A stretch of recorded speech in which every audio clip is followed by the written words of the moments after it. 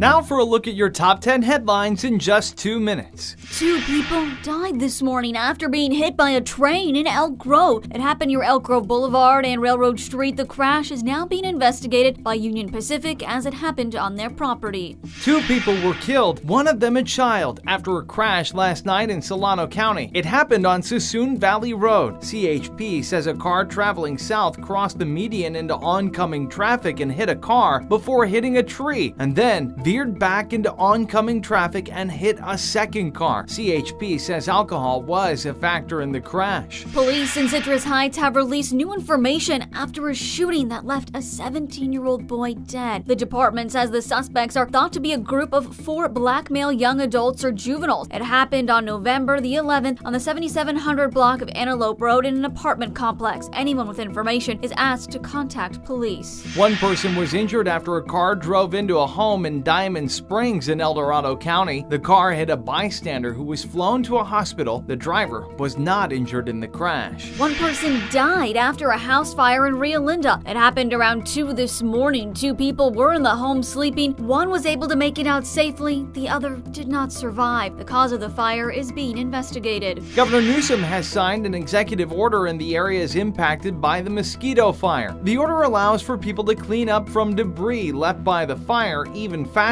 All activities carried out under the order must be approved by the head of whatever government agency would oversee that activity. A gas pipe explosion in Russia ended up in a fireball that could be seen for miles. It happened outside of St. Petersburg. So far, no injuries or deaths have been reported because of the explosion. People in Beijing lined up for hours to get tested for COVID-19. This coming as cases in the Chinese capital are rising and fears of the virus spreading again are growing. Many restaurants have closed their dining as locals grow frustrated and afraid that another lockdown could be looming. Snow totals from the lake effect storm that blasted parts of western New York are coming in at more than 6 feet in some places. It's one of the largest single-day snow totals for New York State on record. At least 2 people died in Erie County near Buffalo as a result of cardiac arrest from shoveling. Well, you've heard about therapy dogs, but what about therapy llamas? 4 of them were brought to the University of the Pacific in Stockton today to help ease students' minds ahead of their finals. The llamas were brought by a group called Llamas of Circle Home based in Sonora. And that's a look at your top 10 headlines in just 2 minutes.